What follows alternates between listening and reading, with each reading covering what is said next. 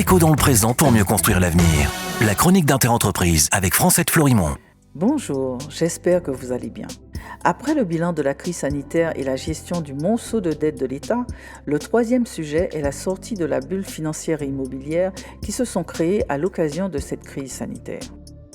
La situation est en effet atypique. D'une manière classique, pendant les crises, l'immobilier se déprécie, voire est détruit, les riches payent ainsi leur tribut à la crise et les pauvres perdent leur emploi, ici aussi une conséquence habituellement observée. Or, durant cette crise Covid, aucun actif n'a été détruit, l'immobilier a vu sa valeur encore augmenter et le quoi qu'il en coûte n'a pas forcément touché les plus pauvres. Conséquence, les riches sont devenus encore plus riches, tandis que les pauvres sont devenus encore plus pauvres. En clair, le concept même de guerre sanitaire, tel que proclamé par le président Macron en mars 2020, se révèle inadapté. Il l'est d'autant quand on constate que les coûts de cette guerre n'est supporté que par les plus pauvres.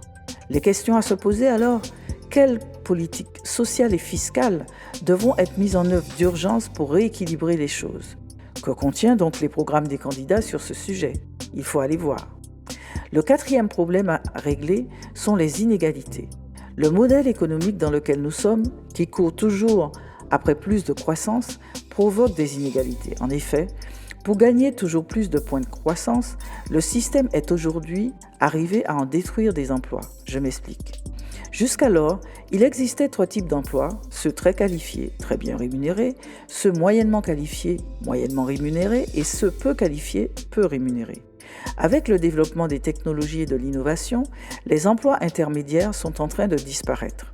La pensée dominante répond alors qu'ils sont remplacés par des emplois de service. Le problème est que ceux-ci sont peu qualifiés et sous-payés. L'armée des caissières a remplacé une horde de chauffeurs ubérisés. Quel est donc le modèle social qui doit rapidement se mettre en place pour supprimer cette impression de déclassement qui se répand dans la population? Ici aussi, tout le monde doit être à la manœuvre et les solutions qui émergeront devront tenir compte de la transformation climatique à l'œuvre. Nous poursuivons demain. Entre-temps, prenez soin de vous. Déco dans le présent pour mieux construire l'avenir. La chronique d'Interentreprise avec Francette Florimond.